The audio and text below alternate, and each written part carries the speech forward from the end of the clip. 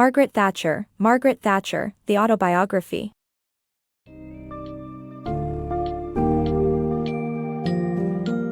Dive into the remarkable journey of Margaret Thatcher as we explore her autobiography.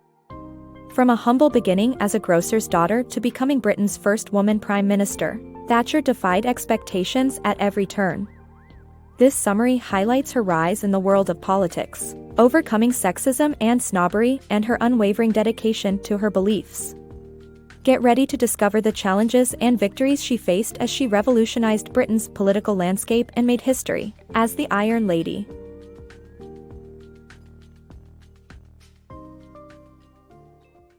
Thatcher's legacy. As Britain's first female Prime Minister, Margaret Thatcher was a pioneer who navigated a male-dominated world of politics. With a resolute personality, she implemented transformative economic policies based on free market principles, reshaping the British economic landscape. Though controversial, Thatcher left a lasting legacy, inspiring countless women to take up leadership roles and proving that determination can break glass ceilings. Thatcher's rise against odds. In 1974, Margaret Thatcher announced her intention to run for the leadership of the Conservative Party, facing significant obstacles, including her gender, her controversial nickname, Thatcher the Milk Snatcher, and her lack of an aristocratic background. Embracing radicalism, Thatcher steadily rose in political ranks and garnered support with her strong commitment to values such as hard work, self-reliance, and private initiative. Despite ongoing challenges and opposition, she ultimately became Britain's first woman Prime Minister in 1979, with the electorate demanding change. Denis Thatcher, husband to Margaret Thatcher, was a staunch supporter of her political career, but even he couldn't help stating the odds against her when she declared her intention to run for the Conservative Party leadership in 1974. Barriers such as sexism, a tarnished image from her tenure as Education Minister, and her non-aristocratic background loomed large. Gender bias weighed heavy in UK politics in the 1970s. No woman had ever led a major political party or served as Prime Minister at that time. Indeed, Margaret once said to a journalist that she doubted she would see a female Prime Minister in her lifetime, believing male prejudice to be too deep-rooted. During her time as Education Minister, Margaret attracted the nickname Thatcher the Milk Snatcher, after cutting free milk for middle-class school children. This moniker added to a less-than-positive image. Moreover, the Conservative Party traditionally favored leaders with aristocratic backgrounds. Margaret, however, was the daughter of a provincial grocer with a humble upbringing. Born in 1925, Margaret spent her childhood in the market town of Grantham. She learned about resilience during the Great Depression and World War II, with her parents instilling values such as self-reliance and resourcefulness. In 1943, she went on to study chemistry at Oxford University, where her true passion for politics emerged. Conservative politics aligned with Margaret's values of hard work, self-reliance, and private initiative, prompting her to engage in debates, speeches, and campaigning for the party. She also studied political philosophy, familiarizing herself with influential anti-socialist thinkers such as Friedrich Hayek. By the time she graduated in 1946, her goal was clear: become an MP dedicated to fostering freedom and prosperity in Britain. She saw this as increasingly important when the Labour Party won the 1945 election, leading to nationalisation and the introduction of a welfare state. Initially contesting in a safe Labour seat in Dartford, Margaret experienced defeat but managed to reduce her opponent's majority. Senior Conservatives took note of her political potential, and by 1959, she secured her own safe seat in Finchley, London. The 1950s were marked by a conservative wave in Britain, with the party promising an intact welfare system. This period saw the emergence of a post-war consensus across the political spectrum, with both parties committing to maintaining full employment, supporting the welfare state, and acknowledging the importance of trade unions in economic policy. For 2 decades, the economy grew steadily, living standards rose, and the UK enjoyed an affluent society. However, trouble surfaced in the early 1970s. Economic growth stalled as British productivity failed to keep up with other industrialized countries. The oil crisis led to widespread unemployment, and efforts to manage inflation backfired, resulting in tension with the powerful trade unions. Strikes eventually toppled a conservative government in 1974. Margaret Thatcher's promise to confront the unions helped to secure her leadership of the party in 1975, despite the barriers ahead of her.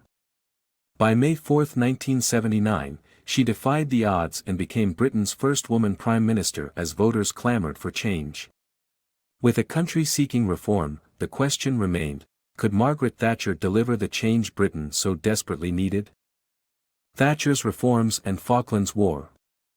Margaret Thatcher, the new Prime Minister of Britain, focused on reversing the country's economic situation by curbing inflation and reducing government spending. Her reforms led to a period of high unemployment and a shift to being a net importer of goods.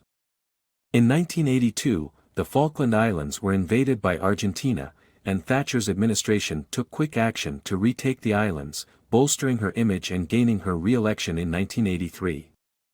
Her second term was marked by a tense battle with the National Union of Mineworkers as she attempted to restructure the unprofitable coal industry. Her firm stance against the miners' strike demonstrated her decisive leadership and became her second major triumph.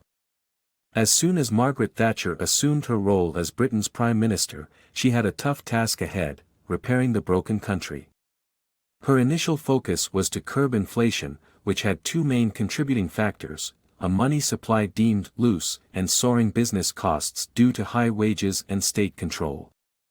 In response, she raised interest rates to limit credit access and privatized utilities while cutting back on welfare. These policies reined in inflation but led to business closures and job losses, causing unemployment rates to hit an all-time high of 13%.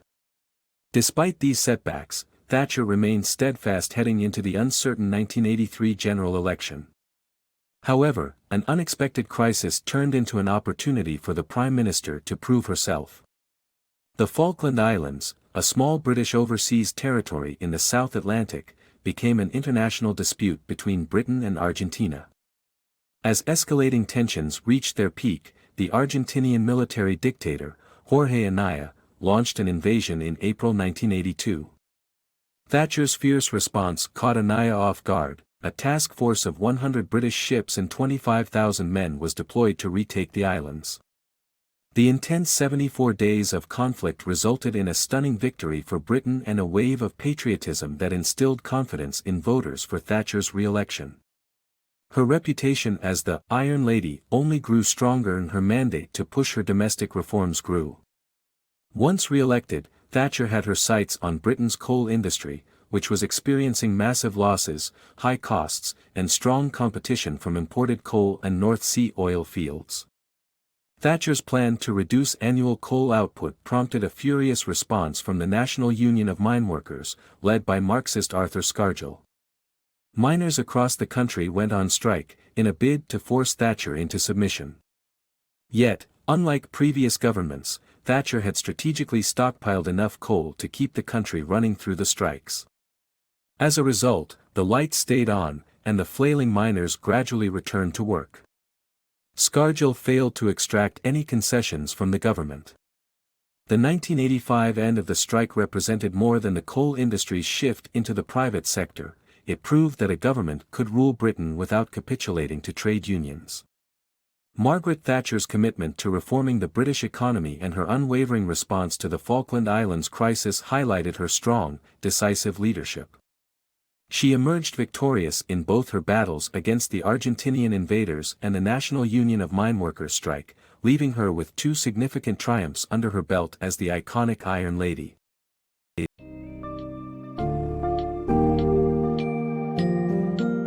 Margaret Thatcher's autobiography takes us through a life full of determination, perseverance, and impactful leadership. Her ability to break through barriers and overcome numerous challenges exemplifies her resilience. Throughout her time in politics, she was consistently driven by a deep sense of duty to transform Britain. From her humble beginnings to her rise in the Conservative Party and her ultimate role as Prime Minister, she leaves a lasting legacy as the Iron Lady.